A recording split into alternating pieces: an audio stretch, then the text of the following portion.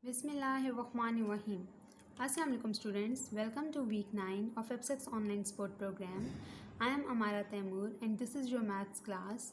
Today I am going to start the second topic of unit 3, that is Venn diagrams, universal set and complement of a set. Here are some definitions. First one is universal set.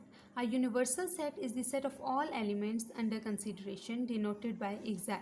For example, A is equals to 1, 2, 5, 6 and set B is equals to 3, 9 and set xi is equals to 1, 2, 3 up to so on 9. Here xi is universal set.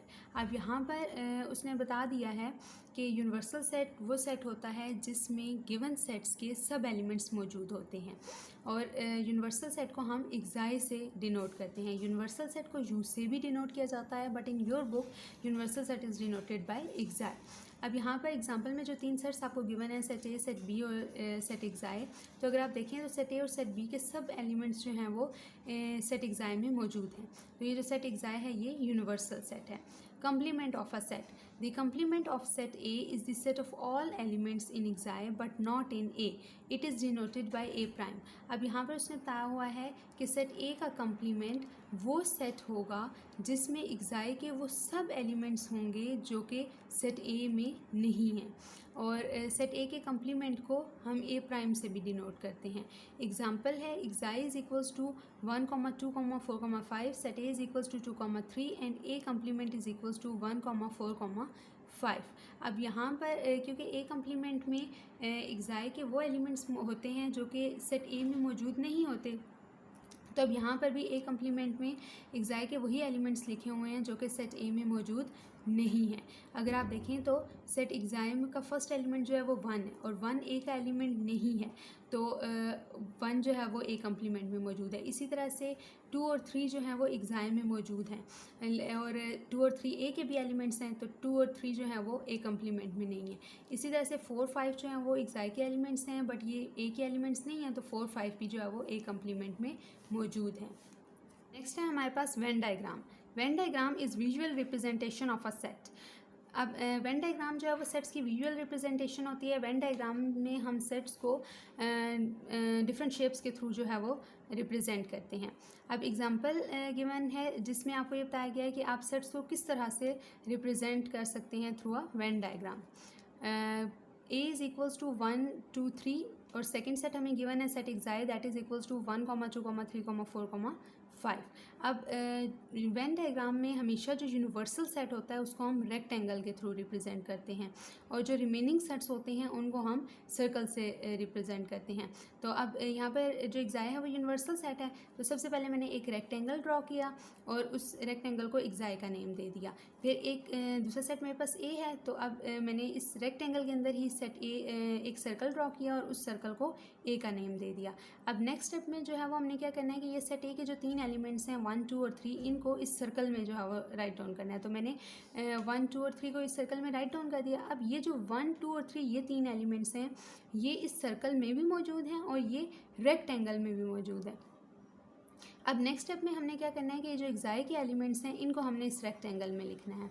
अब अगर आप देखें तो ये जो xi के elements हैं 1, 2, 3 ये ऑलरेडी रेक्टेंगल में मौजूद हैं, तो इनको दोबारा से हम नहीं लिखेंगे, बल्कि 4 और 5 ये रेक्टेंगल में मौजूद नहीं है तो इनको हम लिख देंगे 4 हैं. इनको इधर लिख दिया मैंने 4 और 5.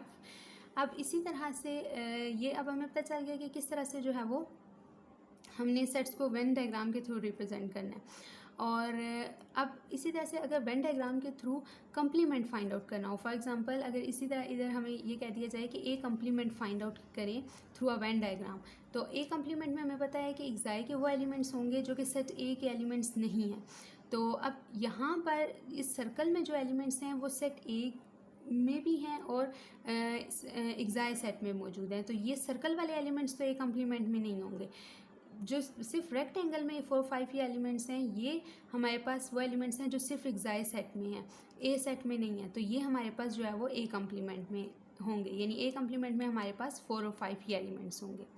इसी तरह से नेक्स्ट हमारे पास आ जाता है subset and proper subset. If two sets A and B are given then B is the subset of A if every element of B is element of A. For example set A is equals to A comma B comma C comma D, set B is equals to B comma C and set C is equals to A comma B comma C comma D. B and C are the subset of ए। अब यहाँ पर उसने बता दिया है कि अगर हमें हमारे पास दो सेट्स हम दिए गए हैं तो बी सेट ए और बी अगर दो सेट्स गिवन हैं तो बी सेट जो है वो ए का सबसेट उस वक्त होगा अगर बी सेट का हर एलिमेंट सेट ए का भी एलिमेंट होगा। मींस बी सेट का हर एलिमेंट अगर सेट ए में भी मौजूद होगा तो जो बी है वो सबसेट होगा सेट ए का। और अब जिस तरह से यहाँ पर जो एग्जांपल में तीन सेट्स गिवन है सेट ए सेट बी और सेट सी, तो अगर आप देखें तो बी सेट में जो दो एलिमेंट्स गिवन है बी और सी, ये दोनों एलिमेंट्स सेट ए में मौजूद हैं। तो बी के सब एलिमेंट्स जो हैं वो सेट ए में मौजूद हैं, तो इसलिए बी जो है वो सेट ए का सबसेट है। इसी तरह से सी सेट के भी सब एलिमेंट्स जो हैं वो ए में मौजूद हैं, तो सी भी जो है वो सेट ए का सबसेट है। नेक्स्ट है हमारे पास proper subset. If every element of B is an element of A and there exists at least one element of A that is not in B, then B is the proper subset of A and we write B is proper subset of A. For example, if A is equals to A comma B comma C comma D and set B is equals to B comma C, then B is proper subset of A. अब यहाँ पर उसने बता दिया है कि अगर set B का हर एलिमेंट सेट A में मौजूद हो लेकिन सेट ए में कम से कम एक एलिमेंट ऐसा हो जो कि सेट बी में मौजूद ना हो, मीन्स सेट बी का एलिमेंट ना हो, तो फिर सेट बी जो है वो सेट ए का प्रॉपर सबसेट होगा और उसे हम इस तरह से लिखेंगे, ये सिंबल यूज़ करेंगे। ये सिंबल जो है वो प्रॉपर सबसेट का सिंबल है। अब एग्जांपल के थ्रू भी जो है वो इस चीज़ को मज़ीद एक्सप्लेन किया गया है कि अब यहाँ पर देखें आपको दो सेट्स गिवन है सेट ए और सेट बी। बी सेट के सब एलिमेंट्स जो हैं वो ए में मौजूद हैं, लेकिन ए सेट के दो एलिमेंट्स ऐसे हैं जो कि सेट बी में मौजूद नहीं है, तो इसलिए बी जो है वो प्रॉपर सबसेट है ए का। अब नेक्स्ट वेन डायग्राम के थ्रू ये शो किया गया कि अगर कोई एक सेट प्रॉपर सबसेट है किसी दूसरे सेट का, तो फिर उसको वेन डायग्राम के थ्रू हम किस तरह से जो है वो उसकी किस तरह से वेन डायग्राम वगैरह ड्रॉ की जाएगी। अब इसी एग्जांपल के लिए जो है वो मैंने वेन डायग्राम भी ड्रॉ कर ली है। अब दो सेट्स हमारे पास गिवन है ए और बी। सबसे पहले मैंने एक सर्कल ड्रॉ किया और उस सर्कल को मैंने ए का नेम दे दिया। अब बी जो सेट है वो पूरे प्रॉपर सबसेट है ए का, यानी बी सेट पूरे का पूरा जो है वो ए सेट में मौजूद है। तो मैंने जो ए सेट का सर्कल ड्रॉ किया था उसी सर्कल के अंदर एक और सर्कल ड्रॉ किया और उस सर्कल को सेट बी का नेम दे दिया। अब नेक्स्ट स्टेप हमारे पास क्या है कि जो सेट बी के एलिमेंट्स हैं वो मैंने बी सेट के सर्कल में लिखने हैं। तो मैंने बी सेट के जो एलिमेंट्स थे बी और सी वो बी सेट के सर्कल में लिख दिए। अब ये जो बी सेट के सर्कल में एलिमेंट्स हैं बी और सी, ये सेट बी के सर्कल में भी मौजूद हैं और सेट ए के सर्कल में भी मौजूद हैं। अब नेक्स्ट स्टेप हमारे पास ये है कि सेट ए के जो एलिमेंट्स हैं उनको मैंने सेट ए का ये जो सर्कल है इसमें जो है वो लिखना है। अब अगर आप देखें तो सेट ए के ये जो दो एलिमेंट्स हैं बी और सी, ये ऑलरेडी सेट ए के सर्कल में मौजूद हैं, तो इसलिए जो है वो इनको मैं रिपीट नहीं करूँगी। बाकी जो दो एलिमेंट्स हैं ए और डी, इनको जो है वो मैंने इधर लिख दिया। तो अब अगर कोई भी एक सेट किसी दूसरे सेट का प्रॉपर सबसेट होगा तो फिर उसे हम उसकी वेन डायग्राम इस तरह से ड्रॉ की जाएगी। नेक्स्ट है practice now 4 page number 71। It is given that xi is equals to x is such that x is an integer between 1 and 13 inclusive and b is equals to x is such that x is a prime number. Part 1 list all the elements of xi and of b in set notation. अब यहाँ पर उसने आपको बता दिया है कि xi में जो है वो xi सेट में 1 से 13 तक इंटीजर्स हैं और b सेट में प्राइम नंबर्स हैं। तो हमने पार्ट 1 में क्या करना है कि xi और b के एलिमेंट्स को सेट नोटेशन की फॉर्म में लिखना है। तो अब यहाँ पर चूँकि हमें ये बता दिया गया है कि जो xi में 1 से 13 तक इंटीजर्स मौजूद हैं, तो इसलिए मैंने सेट नोटेशन की फॉर्म में लिख दिया xi is equals to 1 2 3 4 5 6 7 8 9 10 11 12 13।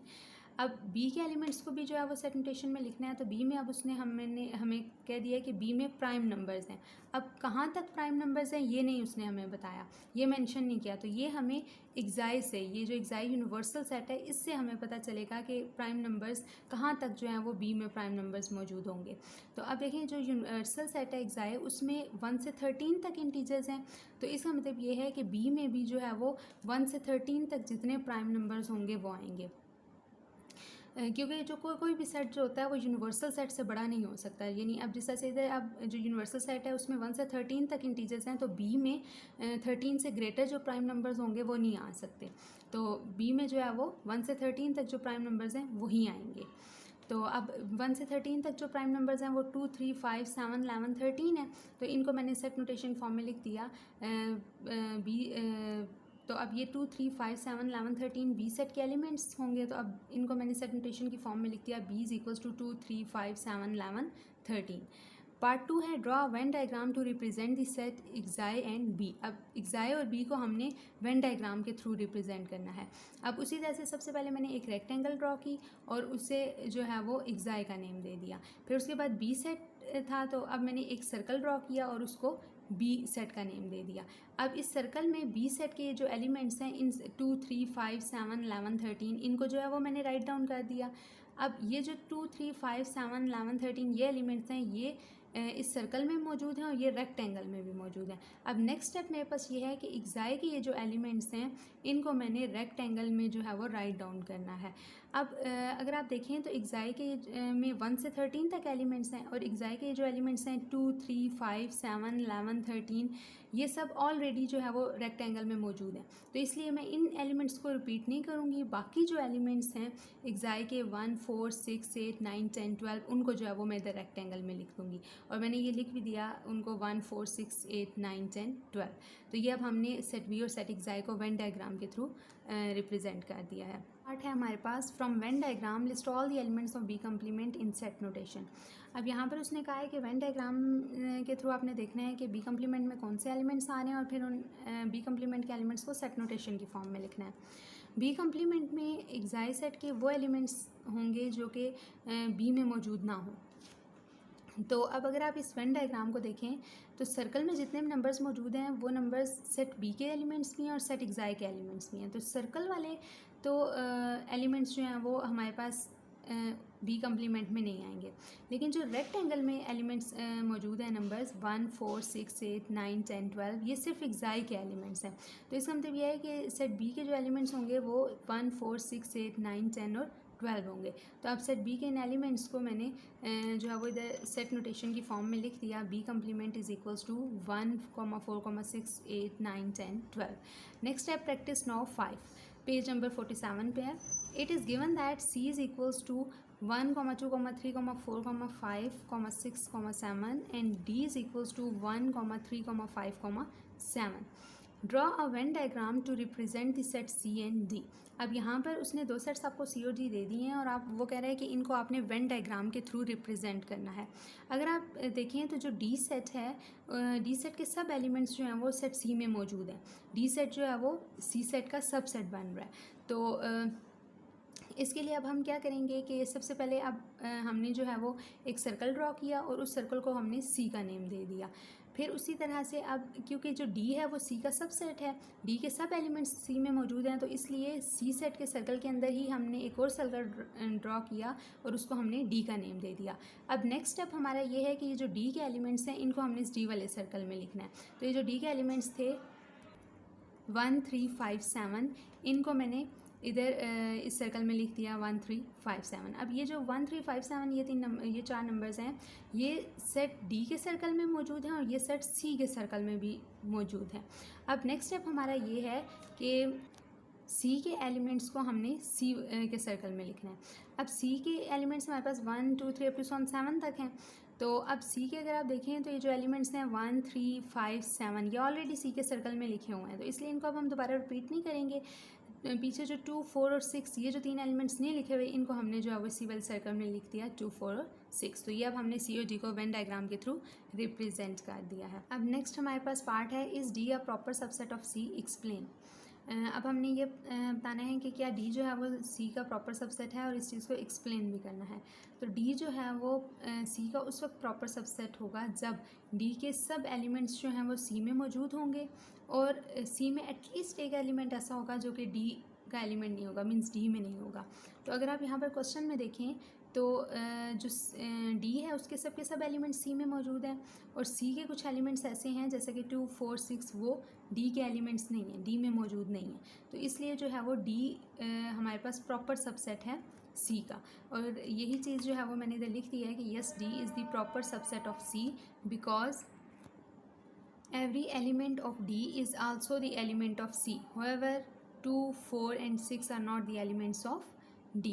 Next exercise number 3b है. Question number 5. It is given that xi is equals to 1, 2, 3, 4 up to so on 9. A is equals to 1, 2 and B is equals to 1, 2, 3, 4.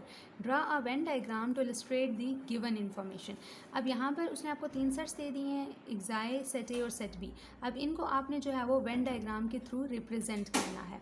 तो सबसे पहले जो है वो क्या किया, मैंने उससे एक रेक्टेंगल ड्रॉ की और उसे एक्साई का नेम दे दिया. फिर उसके बाद अब ए और बी 2 सेट्स हैं तो हमने 2 सर्कल्स ड्रॉ करने हैं. अब सबसे पहले 2 सर्कल्स ड्रॉ करने से पहले हम ये देख लेंगे कि ए और बी जो सेट्स हैं इन दोनों में कोई एलिमेंट्स कॉमन तो नहीं है. मींस कोई ऐसे एलिमेंट्स तो नहीं है जो सेट ए में भी हों और सेट बी में भी हों. तो अगर आप देखें तो 1 और 2 जो है वो सेट ए के भी एलिमेंट्स हैं और सेट बी के भी एलिमेंट्स हैं. तो ये कॉमन एलिमेंट्स हैं. तो इसलिए जब इस रेक्टेंगल के अंदर जब हम ए और बी के जो 2 सर्कल्स ड्रॉ करेंगे वो सर्कल्स एक दूसरे को ओवरलैप कर रहे होंगे, यानी आप ये कह सकते हैं कि इंटरसेक्ट कर रहे होंगे. जिस तरह से ये 2 सर्कल्स जो हैं वो एक दूसरे को ओवरलैप कर रहे हैं, इंटरसेक्ट कर रहे हैं.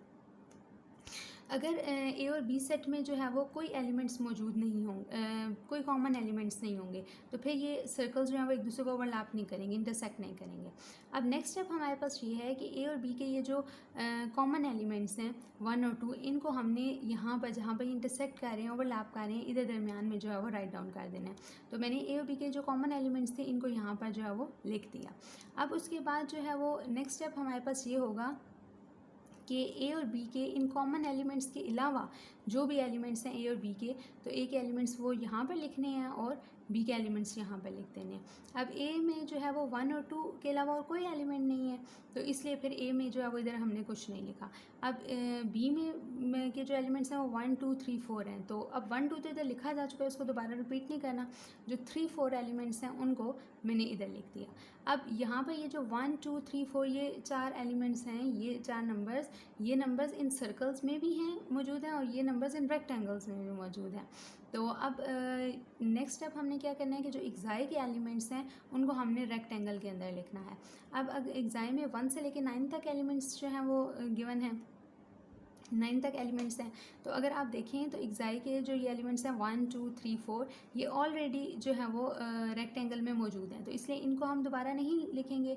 5, 6, 7, 8, 9 ये एलिमेंट्स यहाँ पर नहीं लिखे हुए रेक्टेंगल में, तो इसलिए फिर हम लिख देंगे 5, 6, 7, 8, 9 और ये यहाँ पर मैंने रेक्टेंगल में ये एलिमेंट्स लिख दिए 5, 6, 7, 8, 9. नेक्स्ट है अब हमारे पास question number 3. If universal set xi is equals to 1, 2, 3 up to so on 10 and a is equals to prime numbers, b is equals to even numbers and c is equals to multiples of 5, list the elements of a. अब यहाँ पर उसने आपको एक universal set दे दिया xi जिसमें 1 से लेके 10 तक नंबर्स हैं.